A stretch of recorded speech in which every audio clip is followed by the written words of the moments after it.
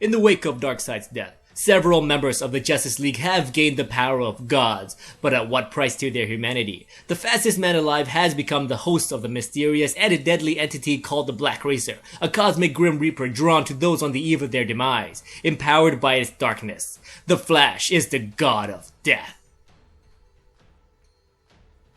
Darkseid lays dead on the ground and the Black Flash tells his friends that he doesn't want to escape death. He wants to control it, but in a fraction of a millisecond, a familiar voice presents itself. "Oh, my sweet darling Barry." This interruption allows Barry Allen to see with clarity. He is the Flash once more. He is the fastest man alive, and he can't outrun death. "You are wrong." The Black Racer voices his opinion. "Everything that has ever lived has had that exact same thought. You must consummate our union. Become the Black Racer. And to do this, you must only take a single life." The Black Racer shows his new host an image of Mrs. Allen, Barry's mother. The image breaks his concentration. His forward motion falters. The Flash takes a tumble and finds himself at his mother's gravestone. The Black Racer arrives and informs Barry that if he doesn't accept death, the entire universe as we know it will end. The Black Racer raises his sides to take more lives, so Barry, the hero of Central City, stops the racer. But his actions are in vain. Central City lies in ruins. Everyone is dead. Everyone he had ever saved, ever cared about, even those he fought. No matter what he does, they all are going to die. Unbeknownst to the Flash, the cosmic being sheds a tear. "Life is brief and precious and beautiful because of this," the being states. "The Black Racer must run. This has to happen for the universe to continue, or all life will end. One life." He didn't think of Patty Pivot, but rather, his thought goes to Iris West. Barry Allen appears in front of Iris. He tells her that he has been chosen to be the Black Racer, the Grim Reaper of the cosmos, and he now must take a life. She consoles her friend and tells him that he must fight this thing. "We can fight this. Together." "Oh, Iris, that's not why I came for you." The Black Racer takes control of his host and raises the Scythe of Death. But Barry refuses to take a life so dear to him. He'd rather see the whole of existence fall to pieces rather than take one life.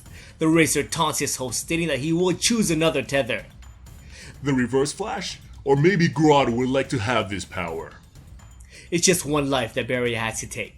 So he does the unthinkable. He grabs the Scythe of Death and now, the Flash will kill the Black Racer. Barry runs for a purpose. He's gonna save Central City. He runs to save the lives of everybody. Barry is close enough and swings the weapon of death, thus ending the life of the cosmic being. He did it. He outran death. He beat the Black Racer, but his victory is short-lived. No, Barry didn't win. He beat no one. All he did was release death. Death is free for the first time. Without a tether, it will spread uncontrolled, and there will be no life in the universe. Not even gods will escape death. Barry can't allow this to happen. In order to save the people he cares for, one life has to end. What happened next when a god dies? New gods are born. The speed force and the power of death combined. He is the Black Racer. Now and forever.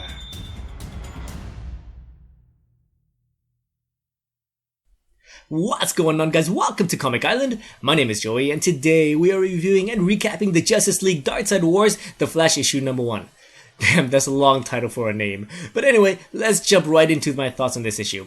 So, out of the 3 tie-ins so far, I gotta rank The Flash as the least interesting, and I'll get into the reason near the end. But let's go over a few things that stood out in this comic. The best part of this issue for me is the Black Racer entity.